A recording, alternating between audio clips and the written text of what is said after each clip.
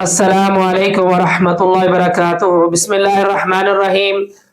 معزز سامعین، امی عائشہ صدیقہ طیبہ طاہرہ عابدہ زاہدہ سلام اللہ علیہ، آپ کا جب نکاح اللہ کے پاک پیغمبر جناب محمد الرسول اللہ صلی اللہ علیہ وآلہ وصحبہ وسلم کے ساتھ ہوا تب اماں جی کی عمر 6 سال کی تھی، اور جب رخصتی ہوئی تب آپ کی عمر 9 سال کی تھی۔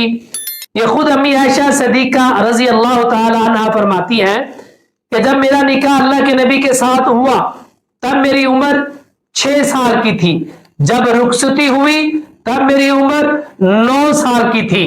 یہ بات اس وجہ سے میں نے دہرائی ہے کیونکہ شیعہ کا ایک ذاکر ہے حسن یاری، یہ کہتا ہے کہ امی عائشہ صدیقہ رضی اللہ تعالیٰ عنہ کا جب نکاح اللہ کے نبی کے ساتھ ہوا تب اماں جی کی عمر 19 سال کی تھی۔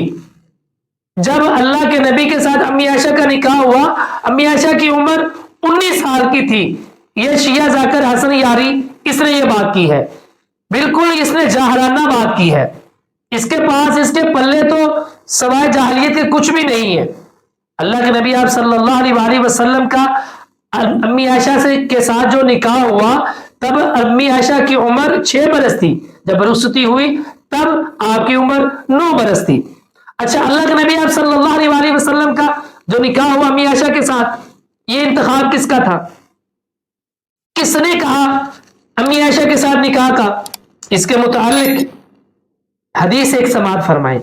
جب امی عائشہ صدیقہ رضی اللہ تعالی عنہ کے اوپر بہتان لگانا، اللہ کا الحاکمین نے قرآن مجید کی 10 آیت کریمہ نازل فرمائی، اس سے پہلے اللہ کے نبی نے حضرت عمر بن خطاب رضی اللہ تعالی عنہ سے مشورہ کیا، عائشہ کے بارے میں بتلائی عمر، اللہ اکبر، جناب عمر بن خطاب رضی اللہ تعالی عنہ نے جو باتیں کی سونے کے پانی کے ساتھ لکھنے والی ہیں، اور امی عائشہ نے بھی ساری زندگی عمر بن خطاب کا ان باتوں کی وجہ سے حیا کیا اور اپنے حجرے پاک میں اللہ کے نبی کے ساتھ آرام کرنے کی جگہ عطا فرمائی ان باتوں کی وجہ سے۔ اللہ اکبر۔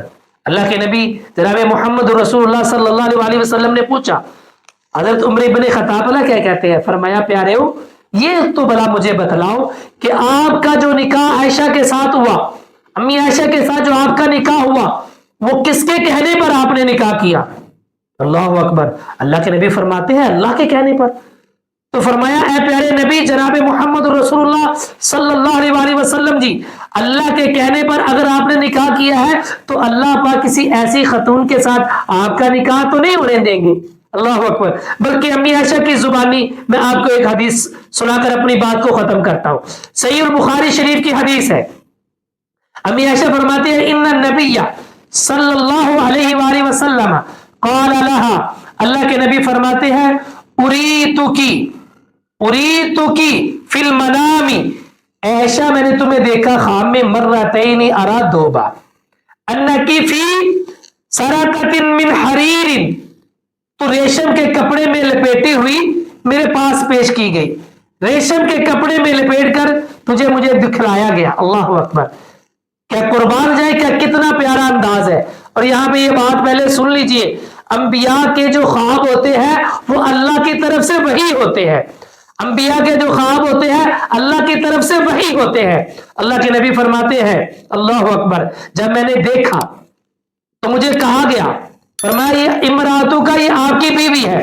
اللہ کے نبی فرماتے ہیں، جب میں نے دیکھا اس ریشم کے کپڑے کو کھولا، جب میں نے اس میں دیکھا تو میں نے آپ کی تصویر دیکھی، عائشہ میں نے آپ کی تصویر دیکھی، تو جب میں نے آپ کی تصویر دیکھی نا، فَأَقُولُ إِيَّكُ هَذَا مِنْ عِنْدِ اللَّهِ، میں نے کہا اگر یہ اللہ کی طرف سے ہے تو اللہ کا الحاکمین اسے ضرور پورا کریں گے، اور رب العالمین نے تیرا نکاح میرے ساتھ کرا دیا۔ اللہ اکبر، قربان جاؤں۔ بلکہ ایک حدیث پاک میں آتا ہے، اللہ کے نبی فرماتے ہیں، مجھے خواب میں دکھلایا گیا، جبریل علیہ السلام میرے پاس آئے اور ریشم کے لباس میں ایک تصویر میرے سامنے پیش کی گئی، اور مجھ سے کہا گیا کہ اے نبی، یہ تمہاری دنیا میں بھی بیوی ہے اور کل قیامت والے دن جنت میں بھی یہ تمہاری بیوی ہوگی۔ اللہ اکبر، قربان جاؤ امی عائشہ کی شان پر، قربان جاؤ امی عائشہ کی شان پر۔ اللہ احکام الحاکمین نے خود اپنے نبی کے لیے انتخاب کیا امی عائشہ کا۔ اگر حسن یاری تو بات کرتا ہے اماں جی کے نکاح پر، گویا کہ تو اللہ کی شان میں گستاخی کر رہا ہے، اللہ کے انتخاب میں تو گستاخی کر رہا ہے، کیونکہ رب العالمین نے خود اماں جی کا انتخاب اپنے نبی کے ساتھ نکاح کا کیا۔ اللہ اکبر۔ اللہ پاک آپ کو ہدایت عطا فرمائے اور صراط مستقیم کی میں دعائی کر سکتا ہوں، اللہ پاک آپ کو صراط مستقیم پر چلائے، سیدھے راستے پر چلائے، صحیح ایمان کی اور صحیح راستے کی اللہ پاک آپ لوگوں کو سمجھ عطا فرمائے۔ اللہ کا الحاکمین سے دعا ہے کہ اللہ ہمیں بھی پوری انسانیت کو صحیح معنوں میں قرآن اور سنت کے اوپر عمل کرنے والا بنائے۔ آخر دعوانا ان الحمد للہ رب العالمین۔